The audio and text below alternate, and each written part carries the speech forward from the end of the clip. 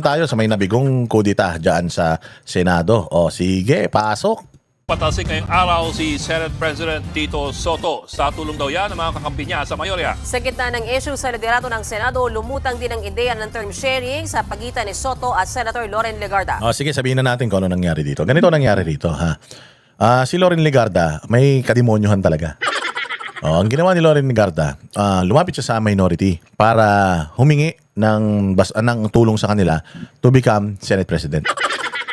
Ngayon, itong mga taga-minority, ayaw nila na siya. O sabi nila, hindi, ganito na lang. Okay lang kami na magpalit ang liderato, pero meron na kaming kandidato. Meron na kaming, sa minority, meron na kaming gustong maging Senate President. Kung sakali, na may mga kumampi sa amin para kunin niya ang ano na yan, yung Senate President. Kasi it's always a threat. Hindi naman yan ang Senate Presidency, ganito kasi yan. Ang Senate Presidency, hindi yan siya parang yung merong term na dapat na, hindi siya katulad ng presidente, 6 years, 10 years. Yung Senate President, yung pagiging Senate President, ang term niyan, yung buong 3 taon, halimbawa yung 19th, 20th Congress, mga ganun. Yung buong 3 taon na yan. Yung buong 3 taon, pag naupo ka dyan, within that period of time, anytime, pwedeng mawala sa iyo yung pagiging Senate President mo. Depende sa performance mo. Kung busog sa iyo yung mga senador mo, gusto ka nila. Pero syempre, kapag ka, masyado kang mahigpit sa isa, syempre, ayaw sa iyo niyan. So yung isa na yan, para mawala ka dyan, dahil ayaw sa iyo niyan, hanap yan ng mga kasama para matanggal ka dyan. Dyan sa Senado, ganyan dyan. Hindi yan katulad ng Congress na sobrang dami kasi ng mga congressman. Kaya napakahirap i-manipulate. Pero dito sa Senado, iilan lang sila. Napakadaling i-manipulate. Kaya yung ano na yan, yung pagiging Senate President, hindi yan forever. Pwedeng bukas, pwedeng sa susunod na session, no, susunod na linggo, sa susunod na buwan, pwedeng wala ka na dyan. Depende sa performance mo.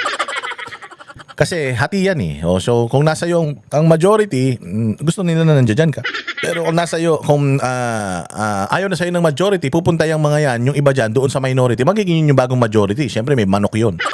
At yung manok nila, siyempre yun yung magpupush ng mga agenda nila. Hindi ba? So ganun yan. Ongoing ang kudita. Araw-araw merong kudita yan. So ito si Loren Legarda lumapit sa minority para suportahan siya na maging Senate President. Ang sabi ng minority, gusto namin kasi si Alan Peter Cayetano. Kung gusto mo, lipat ka na lang sa amin, suportahan mo na lang kami na mailagay dyan si Alan Peter Cayetano. Putang ina. Nung nalaman ni Loren na hindi uubra yung ano niya, yung gusto niyang maging Senate President. Puta niya, inilabas niya, ichinuchu niya na inaalok siya ng mga kalaban ng minority, inaalok siya na sumama sa kanila. Anak nan siyempre, nung lumabas na yung balita na yan, so umugong-ugong na yung pag-aagaw. Pero ang minority, sabi nga nila, tangin na yan. Matagal na namin gustong makuha yan. Sa amin yan nun eh. Kay Chis Escudero yan nun, kinuha nila. Siyempre gusto namin makuha ulit yan. Pero hindi namin priority yan. Siya lumapit sa amin para sumama sa amin tapos biglang pagdating, double agent nga. Kaya sabi ko sa inyo, usong-uso double agent ngayon. Yan si Loren Legarda, wala mang kwentang tao talaga yan. Tingnan mo, hindi nga niya sinusuportahan yung anak niya na si Libiste dun sa mga isinisiwalat niya. Siya nga ang pinupuntahan ng mga politiko para patahimikin yung anak niya Siya mismo ang nagpapatahimik sa anak niya. Huwag ka nang magsalita. Kaya nga umiiyak yung bata kasi sinusuway niya na yung nanay niya Dahil ayaw na nung nanay niya yung ginagawa niya. Even yung tatay niya, ayaw na yung ginagawa niya. Pero ginagawa pa rin ng bata. Kaya nga somehow, bilib pa rin ako dito kay Libiste kahit umatras yan doon sa impeachment complaint. Alam din naman nila siguro na walang mangyayari sa impeachment complaint na yan. Pero the kid has always been consistent in terms of exposing yung mga kabulastugan sa Senado. Ito ba si Loren, ina-expose ba yung katiwalaan sa Senado? Sa Kongreso, ina-expose ng anak niya. Tinutulungan ba nito ni Loren?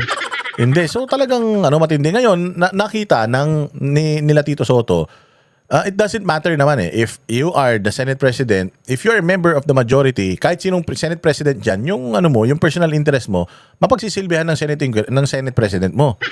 So ngayon, ang pinag-uusapan nila ngayon, isi-share na lang nila para hindi magmukhang gahaman sa kapangyarihan si Tito Soto, isi-share na lang niya yung power kay Loren Legarda. Baka paupuin pa rin nila si Loren Legarda. Syempre, pagka may bagong Senate President, Ang pangit naman kung magkakaroon ulit ng panibagong Senate President after a week, napaka-unstable naman ng Senate pagka ganun, diba? Pero if you're gonna look at it, mga bossing, si Tito Soto, ilan na lang sila? O nakita niyo yung picture na inilabas ni Pangilinan? Ilang piraso na lang sila. Dati 15 yun eh. Ngayon parang lalabing isa na lang sila. Nagkataon nga lang daw, wala si Senator Bato. Kaya nagkulang talaga ng numero itong mga nasa Senado. Pero wala man sa kanila. Wala man sa kanilang isip whether palitan niya o hindi. O ang concern lang naman nila is kailangan talaga yung mailalagay diyan na Senate President, yung hindi ilalaglag yung mga kasama nila sa Senado kasi kakasuhan na si Cheese, kakasuhan na si Villanueva, kakasuhan na si Jinggoy diyan sa flood control scandal. Bakit sila? Bakit sila ang kakasuhan? Bakit hindi kasuhan unang-una itong mga taga DPWH at saka si Bongbong, si Romualdez at saka yung anak niya? Diba? So bakit inuna? So pumapayag si Tito Soto na babuyin yung Senado. And we hope na sana ang totoong ikulong yung mga talagang nagnakaw sa pera ng taong bayan because yung Senado wala naman silang kapangyarihan to disburse money. Ang may kapangyarihan to disburse money is DBM, DPWH at syempre yung executive. Pakinggan natin itong balitan to. Narito ang aking report. Hearing none, motions approved. Mismong si Senate President Tito Soto na ang nagkumpirmang nagkaroon ulit ng pagkatangkang palitan siya bilang leader ng Senado. Pero napigilan daw ito ng mga kasama niya sa mayorya. Hindi naman daw nag-alala si Soto kahit pa umugong muli kaninang hapon na posible siyang mapalitan bilang leader ng Senado. Handa raw siyang gampanan anumang papel ang ibigay sa kanya ng kanyang mga kasamahan sa Senado. Wala, nakakatuwaan lang namin. Pero may attempt pa talaga sir na magpalit ng leadership? Well, better ask them. Nakatuwaan lang Ginagawa lang kayong katuwaan ni Tito Sen Better ask them. Wala akong alam. I can do any work in the Senate. I can be majority leader, minority leader, Senate President, or even a regular senator. I have no problem with that. Lumutang muli ang pangalan ni Senator Loren Legarda na umunoy papalit kay Soto. Si Legarda ang tumayong presiding officer at umupo sa rostrum nang bumalik ang sesyon mula sa break ngayong hapon. Kanina, nakuha pang magbiro ni Senate Majority Leader Mig Zubiri at tinawag na Madam President, Senadora Loren Legarda. Thank you very much, Madam President. Madam President, nice to see you on the Ay na, kinikilig yan si Loren Legarda. Lakas tama Lakas tama. Yan lang kasi yung pagkakataon para matawag siyang president.